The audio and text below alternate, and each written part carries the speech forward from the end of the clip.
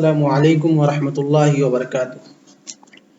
الحمد للہ رب العالمین والصلاة والسلام علی رسولہ الکریم، اما بعد۔ وعن انس رضی اللہ تعالی عنہ قال كان النبي صلی اللہ علیہ وسلم يتوضا بالمد ويغتسل بالساء الى 5 امداد، متفق علیہ۔ راوی حدیث حضرت انس بن مالک رضی اللہ تعالی عنہ ہیں، جنہوں نے اللہ کے رسول صلی اللہ علیہ وسلم کی خدمت تقریباً 10 سال کی۔ فرماتے ہیں کہ اللہ کے رسول صلی اللہ علیہ وسلم وضو کرتے تھے ایک مد سے اور وَيَغْتَسِلُ بِالسَّاءِ إِلَى 5 امداد، اور اسی طریقے سے اللہ کے رسول صلی اللہ علیہ وسلم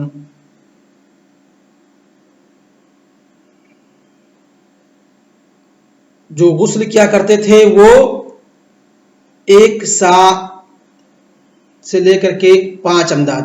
1 سا کتنے مد کا ہوتا ہے؟ 4 مد کا ہوتا ہے، یعنی 4 سے لے کر کے 5 مد پانی تک اللہ کے رسول صلی اللہ علیہ وسلم غسل کرتے تھے۔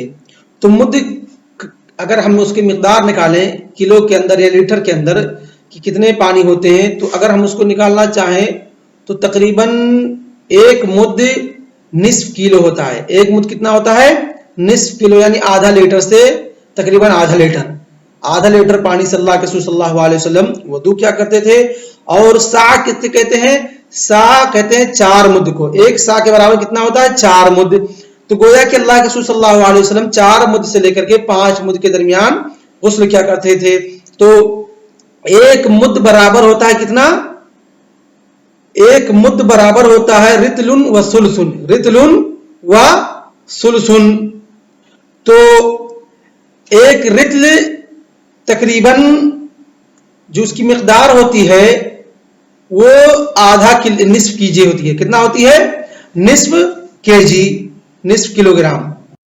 تو رتل و سلسن گویا کہ 1/3 اور، یعنی آدھا کلو کا اگر 1/3 اور ہم نکالیں تو تقریباً 150 گرام اور ملا لیجئے۔ کل ملا کر کے جو 1 مد ہوتا ہے اس کی مقدار کے جی میں 600 گرام ہوتی ہے۔ کتنا ہوتی ہے؟ 600 گرام۔ اور اگر ہم اس کو 5 اور 6 کے بیچ میں ضرب کر کے دیں تو 6 پنچے 30، تقریباً 3 کلو پانی میں اللہ کے رسول صلی اللہ علیہ وسلم غسل کرتے تھے، اور 600 گرام پانی میں اللہ کے رسول صلی اللہ علیہ وسلم کیا کرتے تھے؟ وضو کرتے تھے۔ مقدار سمجھ میں آیا مشاہد کہ نہیں؟ 1 مد ہوتا ہے رتل و سلسل کے برابر میں، اور 1 رتل ہوتا ہے مساوی تقریباً 453 گرام کے۔ تو جب رتل و سلس کے ہم مقدار نکالیں گے تو تقریباً 600 گرام ہوگا۔ تو گویا کہ اللہ کے رسول صلی اللہ علیہ وسلم 1 مد جو کہ رتل و سلس کے برابر، رتل و سلسن کے برابر ہوتا ہے، جس کی اگر کے جی میں نکالیں تقریباً 600 گرام پانی سے اللہ کے رسول صلی اللہ علیہ وسلم وضو کرتے تھے۔ اور غسل کے لیے اگر اس کو ہم ضرب دیں تو 6 6 پنچے 30، تقریباً 2.5 کلو پانی سے لے کر کے 3 کلو پانی تک کے بیچ میں اللہ کے رسول صلی اللہ علیہ وسلم غسل کے لیے استعمال کیا کرتے تھے۔ تو یہ جو عادت تھی یہ حضرت انس رضی اللہ تعالی عنہ نے، جو اللہ کے رسول صلی اللہ علیہ وسلم کی اکثر عادت جو انہوں نے اپنی آنکھوں سے مشاہدہ کیا ہے، دیکھا ہے کہ اکثر اللہ کے رسول صلی اللہ علیہ وسلم غسل کے لیے یا وضو کے لیے اتنے پانی کا استعمال کیا کرتے تھے، انہی کا تذکرہ اپنے مشاہدے کے مطابق، اپنے علم کے مطابق انہوں نے اس کا ذکر کیا۔ لیکن اور دیگر حدیثیں ہیں جس سے یہ ثابت ہوتا ہے کہ اللہ کے رسول صلی اللہ علیہ وسلم اس سے زیادہ بھی استعمال کیا کرتے تھے۔ جیسا کہ دوسری حدیث کے اندر آتا ہے کہ اللہ کے رسول صلی اللہ علیہ وسلم كان يغتسل من اناء يسع 3 امداد او قريبا من ذلك، کہ اللہ کے رسول صلی اللہ علیہ وسلم غسل کیا کرتے تھے وہ ایک برتن سے جس کے اندر تقریباً 3 مد پانی ہوا کرتے تھے۔ تو 3 مد تقریباً یعنی 2 کلو سے کم، یعنی زیادہ اور نقص دونوں پر۔ اور اسی طریقے سے ایک دوسری حدیث کے اندر ہے کہ اللہ کے رسول صلی اللہ علیہ وسلم غسل کرتے، میں اور صحابیہ فرماتی ہیں کہ میں اور اللہ کے رسول صلی اللہ علیہ وسلم، امہات المومنین فرماتی ہیں کہ میں اللہ کے رسول صلی اللہ علیہ وسلم ایک برتن سے غسل کرتے تھے اور اس کو فرق کہا جاتا تھا، اور فرق کتنے سا کا ہوتا ہے؟ تقریباً 1 فرق ہوتا ہے تقریباً 3 سا کا۔ تو گویا کہ اگر ہم اس کو رتل میں نکالیں گے تو 16 رتل ہوں گے۔ عراق کے مطابق کتنے ہوں گے؟ 16 رتل ہوں گے. اور اگر 16 رتل کو ہم کلو میں نکالیں تو کتنے ہوں گے؟ تقریباً 6 کلو اور 36 تقریباً 9-10 کلو پانی. 9-10 کلو پانی، یعنی کہ اگر دو آدمی مل کے 10 کلو پانی میں نہاتے تھے تو گویا کہ ایک آدمی کے لیے 5 کلو پانی، تقریباً 5 kg پانی، تو جو کہ 5-6 لیٹر سے زیادہ ہوا. تو اس طریقے سے یہ حالات حسب ضرورت اور حسب حاجت بدلتی رہتی تھی. کبھی اللہ کے رسول صلی اللہ علیہ وسلم اگر زیادہ ضرورت پانی کو تو زیادہ استعمال کرتے تھے، لیکن اتنا خیال رکھتے تھے کہ چاہے غسل ہو چاہے وضو ہو اس میں اسراف پانی میں نہیں کرنی ہے، پانی میں اسراف نہیں کرنی ہے.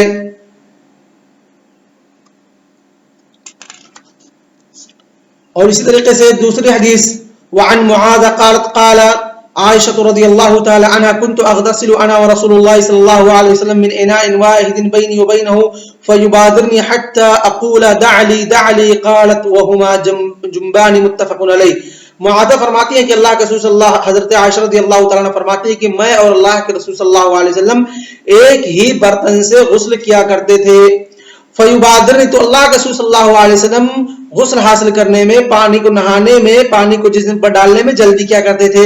کہتی تھی جب اللہ کے رسول صلی اللہ علیہ وسلم کو میں دیکھتی تھی کہ اللہ کے رسول صلی اللہ علیہ وسلم جلدی جلدی نہا رہے ہیں، پانی کو اپنے اوپر جلدی جلدی ڈال رہے ہیں، تو میں کہتی تھی میرے لیے بھی چھوڑ دیجئے، میں بھی نہانے آ رہی ہوں. دع لی حتی اقول، یہاں تک کہ میں کہتی تھی میرے لیے پانی کو چھوڑ دے، میرے لیے بھی پانی کو چھوڑ دے، میں بھی نہانے آ رہی ہوں. قالت وہما جنبان، اور کہتی ہیں کہ حضرت عائشہ فرماتی کہ وہ دونوں کیا تھے؟ جنبی ہوا کرتے تھے، یعنی غسل جنابت کے لیے مطلب ایک ساتھ ایک ہی ٹب سے میاں بیوی پانی کو استعمال کر سکتے ہیں، نہا سکتے ہیں، اس میں کوئی حرج اور کوئی قباحت کی بات نہیں ہے. تو یہ تھی چند چیزیں جو کہ غسل سے تعلق رکھتی تھی. اب ہم آج کے درس میں حدیثوں کو مکمل کرنے کے بعد کہ غسل کے ارکان کیا ہیں اور غسل کے واجبات کیا ہیں اور غسل کن کن مرحلوں پر بندے کے اوپر غسل واجب ہوتا ہے، کب اس کو غسل کرنا اس کے اوپر ضروری ہو جاتا ہے، کب اس کو غسل کرنا ہے، ان تمام چیزوں کا دراسہ کریں گے. تو سب سے پہلے ہم غسل کے رکن کو پڑھتے ہیں کہ غسل کے ارکان کتنے ہیں. غسل کا جو رکن ہے وہ ہے تعمیم جمیع البدن بالماء، پورے جسم کے اوپر پانی کو ڈالنا، پھیرنا. یہ کیا ہے؟ غسل کے رکن میں سے ہے. یہ کیا ہے؟ غسل کے رکن میں سے، جیسا کہ اس کے تعلق سے ہم نے حدیث سے پڑھی ثم یفیض علی جسدہ کلہ، اور اسی طریقے سے دوسری حدیث اما انا فاخذ ملء کفی ثلاثا فاصب علی راسی ثم افیض بعد ذلك علی سائر جسدی. اور اسی طریقے سے اللہ کے رسول صلی اللہ علیہ وسلم کی دوسری حدیث ام سلمہ کی انما یکفیک ان تحتی علی راسک ثلاث حسیات ثم تفیضینی علیک الماء فتطہرینی. تو اسی طریقے سے اور دیگر حدیثیں جو کہ اس بات پر دلالت کرتی ہیں کہ جو غسل کا رکن ہے وہ کیا ہے؟ تعمیم جمیع البدن بالماء، پورے جسم کو پانی کے سے عام کرنا، پورے جسم کے اوپر پانی ڈالنا. اس کے بعد موجبات الغسل کیا ہے، یعنی کن کن چیزوں کی وجہ سے غسل واجب ہو جاتا ہے. تو جو موجبات الغسل ہے ان میں سب سے پہلے خروج المنی سواء کان فی یقظۃ او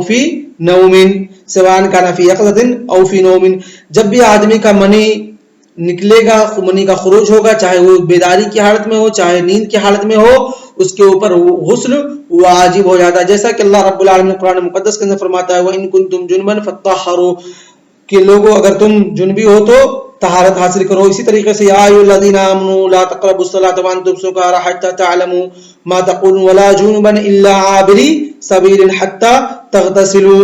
تو یہ تمام حدیثیں کہ اگر آدمی کے جنبی ہوتا ہے، مانی کا خروج ہوتا ہے، تو اس کے اوپر کیا ہوتا ہے؟ غسل واجب ہو جاتا ہے. اور اسی طریقے سے اس کے اندر مرد اور عورت دونوں برابر ہیں، مرد اور عورت دونوں برابر ہیں.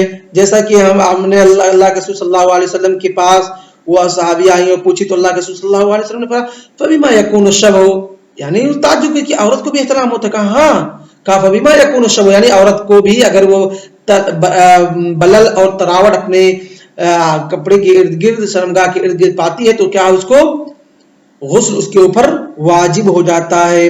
اور اسی طریقے سے من سال منہ المنی بلا شہوت، اگر بغیر شہوت کے بھی اگر خروج اس کا منی کا خروج ہوتا ہے تب بھی اصح قول جو جمہور کا قول ہے اس پہ غسل واجب ہو جاتا ہے. اور اسی طریقے سے دوسرا موجبات الغسل کیا ہے؟ التقاء الختانین، یعنی دو ختنہ کی چیزوں کا آپس میں ملنا، یعنی دو شرمگاہ کا، میاں بیوی کے شرمگاہ کا ملنا. حشفہ کا غائب ہونا داخل ہونا غسل واجب ہو جاتا ہے، چاہے انزال ہو یا نہ ہو، چاہے انزال ہو یا نہ ہو. اگر دو ختانین آپس میں ملے، میاں بیوی کے شرمگاہ آپس میں ملے، حشفہ فرج کے اندر داخل ہوا، کیا ہے؟ غسل واجب. دلیل تقریباً حدیثیں پڑھ چکے ہیں ہم، بس ان کو سسرے سے تاکہ ذہن کے اندر باتیں آپ لوگوں کے رہیں. اور اسی طریقے سے حیض اور نفاس کی عورت کا جب حیض اور نفاس کا خون کا انقطاع ہوگا تو اس کے اوپر کیا ہوگا؟ غسل واجب ہوگا. جیسا کہ اذا اقبلت الحیض فدعی الصلاۃ واذا ادبرت فاغتسلی وصلی، جب حیض آئے تو نماز چھوڑ دیجیے، جب جائے تو نماز غسل کیجیے اور نماز پڑھنا شروع کیجیے. اور اسی طریقے سے کتنی چیزیں ہو گئی؟ 4 چیزیں: خروج المنی، التقاء الختانین، اس کے بعد حیض اور نفاس، اس کے بعد 5ویں چیز ہے اسلام الکافر. اگر کوئی بندہ کافر ہے اور اسلام لا رہا ہے تو اس کے اوپر بھی غسل واجب ہے. تو اس میں علماء کے 3 اقوال کے راجح قول کے مطابق غسل واجب ہو جاتا ہے. تو یہ 5 چیزیں ہیں جہاں پر انسان کے اوپر غسل واجب ہو جاتا ہے، اس کو غسل کرنا ہے. اور کچھ مستحبات ہیں جہاں پر غسل مستحب ہے. وہ کیا ہے؟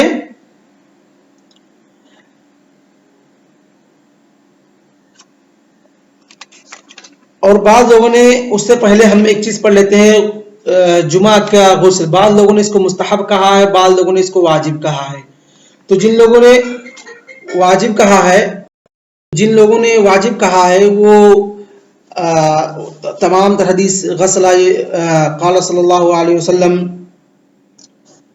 غسل یوم الجمعۃ واجب علی کل محتلم، اور اسی طریقے سے من جاء منکم الی الجمعۃ فلیغتسل، اور اسی طریقے سے حق علی کل مسلم ان یغتسل فی کل 7 ایام یوما یغسل رأسه وجسده، اور اس طریقے سے دیگر حدیثیں، ان تمام حدیثوں سے استنباط کیا ہے. اور بعض علماء نے کہا نہیں، یہ شروع اسلام کے اندر تھی، بعد میں یہ منسوخ ہو گئی ہیں، لیکن بہتر یہی ہے کہ انسان احوط یہی ہے کہ انسان ہر جمعہ کے دن غسل کرے، کیونکہ جو حدیثیں مستحب پر دلالت کرتی ہیں وہ اکثر ضعیف ہیں اور ان لوگوں نے اس کی تعویلیں کی ہوئی ہیں. تو انسان کو چاہیے کہ غسل جمعہ کا غسل وہ کرے، احوط یہی ہے اور اس کو واجب سمجھے. اور اسی طریقے سے مستحب غسل کیا کیا ہے؟ مستحب غسل میں سے عیدین کے لیے غسل کرنا مستحب ہے. اسی طریقے سے اگر آدمی کو بے ہوش ہو گیا ہے، مغمى علیہ ہے، تو پھر بعد میں اگر اس کو افاقہ ہوتا ہے تو اس کے لیے بھی غسل مستحب ہے. اسی طریقے سے احرام حج عمرہ کا جب قصد کیا احرام پہنا ہے تو اس وقت بھی کیا ہے؟ غسل مستحب ہے. اور اسی طریقے سے مکہ میں جب داخل ہو رہا ہے تو دخول کے وقت مکہ میں بھی غسل مستحب ہے. اسی طریقے سے تعدد جمع جب کر رہا ہے، ہر جمع کے بعد یعنی جمع سے فارغ ہوا پھر اس کے بعد غسل کرے، پھر جگہ جمع کر رہا ہے پھر جائے پھر غسل کرے، یہ بھی مستحب ہے. اس کے ساتھ اگر میت کو غسل دے رہا ہے تو میت کو غسل دینے کے بعد اس کے اوپر مستحب ہے کہ وہ غسل کرے. اسی طریقے سے مستحاضہ عورت کے لیے کہ ہر حید کے ہر نماز جب وہ مستحاضہ ہو تو ہر نماز کے ساتھ ساتھ وہ کیا کرے؟ غسل کرے. تو یہ تھی چند چیزیں جو کہ باب الغسل سے تعلق رکھتی تھی، تو ہم اسی پر اکتفا کرتے ہیں. وصلی اللہ علی نبینا محمد وعلی آلہ وصحبہ اجمعین. السلام علیکم ورحمۃ اللہ وبرکاتہ.